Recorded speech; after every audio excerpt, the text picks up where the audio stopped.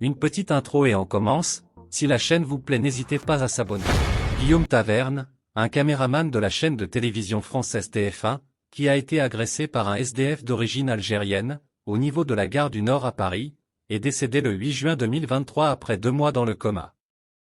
L'incident tragique remonte au début mois d'avril 2023, où Guillaume Taverne, opérateur de cinéma qui exerçait pour la chaîne française TF1, avait été violemment agressé par un Algérien sans domicile fixe à Paris en France.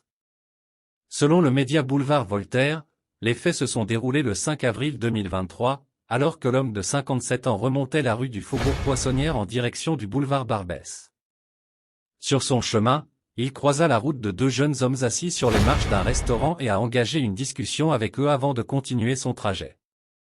Cependant, l'un des deux individus a poursuivi Guillaume afin de le rattraper puis l'a agressé violemment avec une planche et ensuite avec un extincteur avant de fuir la scène du crime.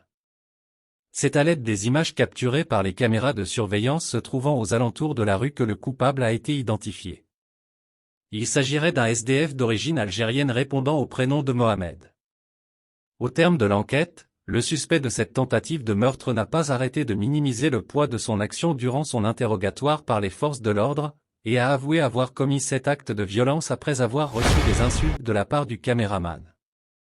Quant à la victime, elle a été transportée en urgence à l'hôpital par les pompiers dans un état de semi-conscience frôlant le coma, avec un pronostic vital engagé et un grave traumatisme crânien.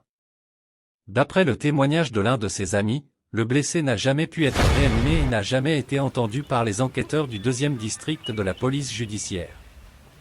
Après 2 mois passés dans le coma et sans signe d'amélioration de son état de santé, les proches de Guillaume ont décidé de le laisser partir. Le 8 juin 2023, l'homme de 51 est déclaré décédé et son corps a été emmené à l'Institut médico-légal de Paris pour y subir une autopsie. Les accusations envers son agresseur, d'origine algérienne, seront donc modifiées et se poursuivront désormais sous le chef d'accusation de meurtre au lieu de tentative de meurtre.